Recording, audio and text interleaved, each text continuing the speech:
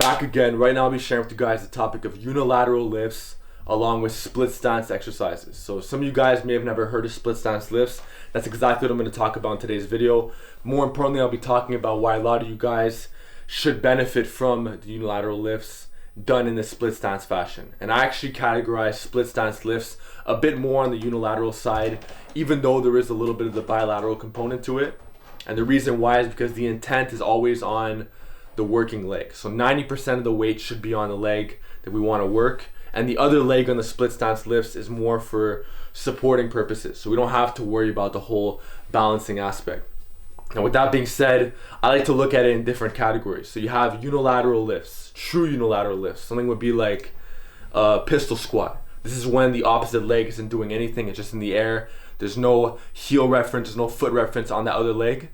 It's just the left leg working with the right leg in the air. Then you have alternating lifts, which is another category altogether where you're going from one leg to the other. And then you have split stance lifts. This is when you're working one leg throughout the whole set and the other leg is only there for supporting purposes while you have 90% or more of that weight on the dominant leg. So this is good because from a hypertrophy standpoint and from a strength standpoint, you could really overload that leg.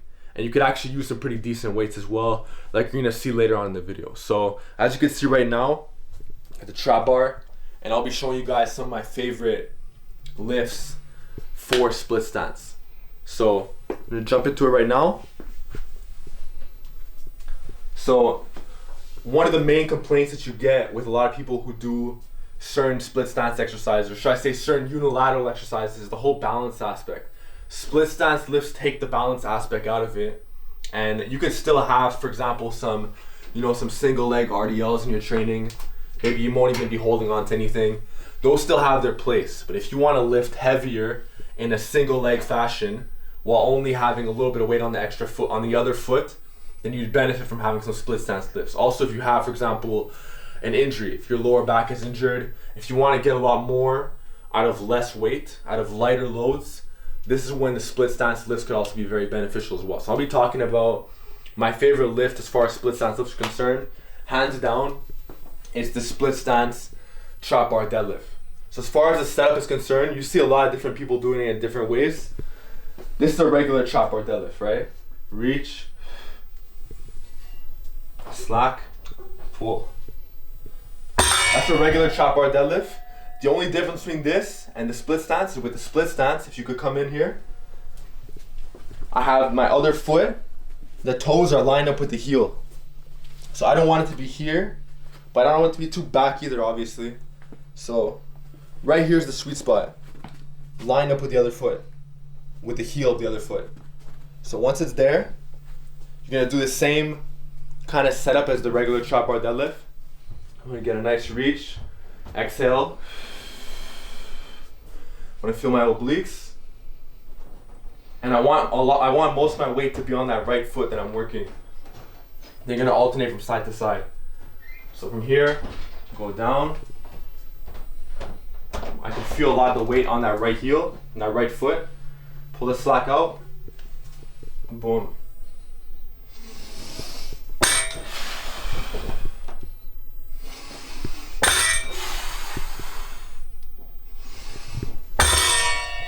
That's pretty much it.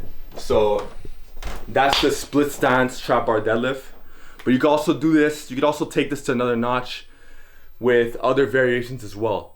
So a good example would be the split stance Romanian deadlift. So since we have the weight right here, you could just, for example, have here, split stance. And now I'm gonna hinge back.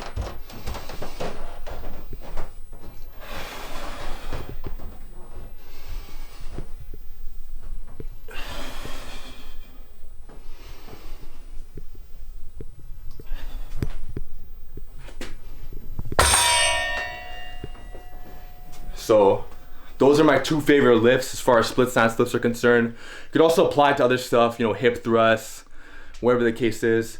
But I personally like doing it on, as far as the trap bar deadlift is concerned, I like the RDL and the trap bar deadlift done split stance. All right, so the question is, why are we doing unilateral or split stance lifts to begin with? I've spoken about this in many videos in the past, but just to reiterate, we have that bigger right diaphragm. Most people are right-handed. We have natural asymmetries within the human body that need to be addressed. And an asymmetrical body requires an asymmetrical approach. So if you just do everything bilateral all the time, if you're just squatting, benching, deadlifting, barbell rowing, chinning, cleaning, and you're not doing any kind of unilateral lifts, just know that it will eventually catch up to you. I hope it doesn't, but for many people it will. Eventually, for example, a lot of lifters will start having hip shifts, where they'll start maybe shifting to the right on their squats, or maybe they'll start benching and that right arm is just doing so much more. That's why you want to have some split stance lifts in your program. That's why you want to have some unilateral, some alternating benching, lifts of that nature. And what I really like about the split stance lifts is that you could lift some pretty good weights. For example, you could reach, for example, a 405 split stance deadlift on the trap bar, no problem. And that's pretty good as far as unilateral lifts are concerned, even though it's a bit bilateral to begin with, but you still have that unilateral component. So there's this huge misconception out there that, unilateral lifts are very sissy-like. But the thing is with a lot of unilateral lifts is they're not meant to be done super heavy to begin with. And there's certain lifts that are more loadable, and that's why the split stance lifts come into play. You could have these, for example, you could have sessions where you start off with them a bit earlier on. So a lot of people, they have the unilateral lifts as accessories later on in the end, and they won't really put much thought into them. You could have these in the middle of your workout. You could have these, maybe for example, you do like a safety bar squat. You could have your trap bar deadlift with the split stance right after.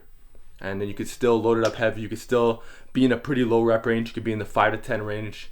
You can even do lower reps if you want to, depending on the protocol. But that pretty much wraps it up. Those are some of the benefits you could reap from adding in some split stance lifts into your programming. Those are some of the differences between split stance lifts, alternating, and unilateral. And with that being said, I hope you guys got some benefits out of today's episode. Let me know in the comment section below, do you personally do any split stance lifts in your program right now? Let me know in the comment section below, and see you guys next time.